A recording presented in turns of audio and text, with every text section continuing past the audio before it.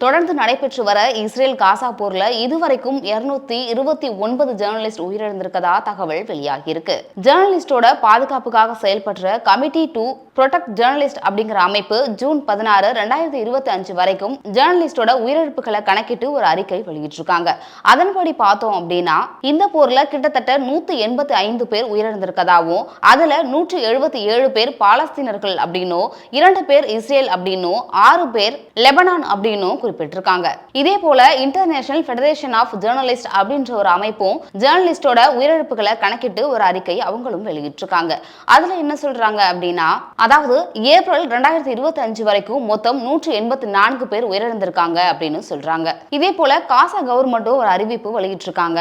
அவங்க என்ன சொல்றாங்க அப்படின்னா 205 பாலஸ்தீனர்களான ஜேர்னலிஸ்ட் உயிரிழந்திருக்காங்க அப்படின்னு சொல்றாங்க. ஆனா மொத்தமா அதாவது 2023ல இந்த இஸ்ரேல் காசா போர் தொடங்கினதுல இருந்து தற்போது இப்போ வரைக்கும் மொத்தம் 229 பேர் உயிரிழந்திருக்கதா ஒரு ஆய்வு சொல்லுது. இந்த காசா இஸ்ரேல் போர்ல 229 ஜேர்னலிஸ்ட் மட்டும் உயிரிழக்கல, அதிகபட்சமான மீடியா ஹவுசஸும் பாதிக்கப்பட்டிருக்கு.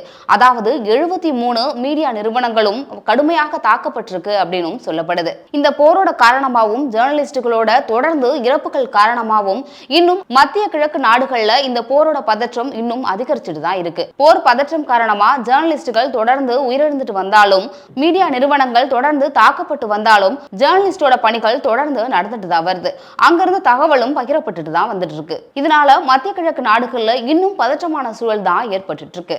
மேலும் ஜேர்னலிஸ்டுகளோட உயிரிழப்புகள் அனைத்தும் வான்வழி தாக்குதலால் தான் ஏற்பட்டிருக்கு அப்படின்னு ஒரு பக்கம் சொன்னாலும், அதிகமான ஜேர்னலிஸ்டுகள் உயிரிழந்தது இஸ்ரேல் டார்கெட் செய்யப்பட்டு கொலை செய்யப்பட்டதுதான் அப்படின்னு சொல்லப்படுது. இந்த போர்களுக்கும் இந்த இடையூறுகளுக்கும் மத்தியிலும் உயிர் பயத்திலையும் கூட இந்த ஜேர்னலிஸ்ட் தொடர்ந்து அவங்களோட பணிகளை செஞ்சுட்டு வராங்க. கண்டிப்பா அவங்கள பாராட்டு செய்யணும்.